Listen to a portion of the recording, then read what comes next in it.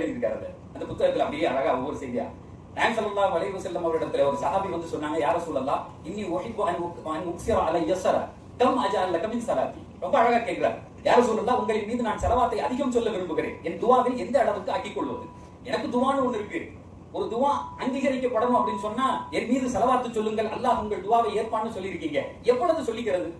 உடனே சொன்னாங்க, மாஷி ரசூல் எவ்வளவு வேணுமோ செய்யுங்க.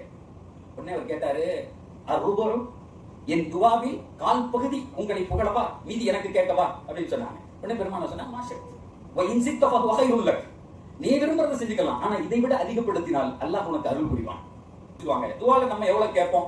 பொதுவா ஒரு ஹம்து இருக்கும், அடுத்து ஸலவாத்துக்கு, அடுத்து நம்ம தேவைகளை கேட்கறதுக்கு 1000 தேவைகள் இருக்கிறது, நமக்கான தேவைகள், தினசரி தேவைகள். ஆனால் அடுத்த கேள்வி கேட்டார், அன்னிஸ்ஃபு யா ரசூலல்லாஹ் என் துஆவின் பகுதி உங்களுக்கு, உங்க பேரை சொல்லிக்கிட்டே இருக்கேன், அடுத்து நான் பாதியில என்ன கேட்டுக்கிறேன் அப்படின்னு சொன்னாங்க.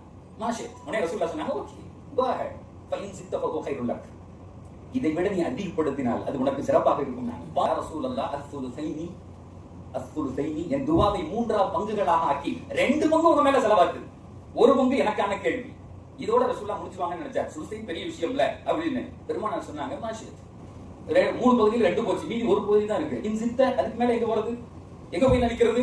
உடனே அவர் சொன்னாரு, அஜஅல் லக ஸலாத்தி குல்ல, என்னுடைய துஆ முழுக்க உங்கள் மீது ஸலவாத் மட்டும் சொல்லட்டுமா? வெறும் அல்லாஹும்ம ஸல்லி அலா சய்யிதினா முஹம்மத். அந்த நேரத்துல எங்க ரசூலுல்லாஹ் 2 வார்த்தையை சொன்னாங்க. 2 வார்த்தைகள் சொன்னாங்க. என்ன தெரியுமா சொன்னாங்க? இதன் துக்ஃபா ஹம்முக் யுக்ஃபர் தம்புக். அப்படின்னா என்ன அர்த்தம்? துக்ஃபா ஹம்முக், உனது துனியாவினுடைய வாழ்க்கையில் எல்லா கவலைகளையும் அல்லாஹ் பூர்த்தி செய்வான். யுக்ஃபர் தம்புக், உன் மறுமையில் நீ எத்தனை பாவம் செய்திருக்கிறாயோ அத்தனையும் மன்னிக்கப்படும். இதுக்கு மேல என்ன இருக்கு வாழ்க்கையில? இதுக்கு மேல என்ன இருக்கு?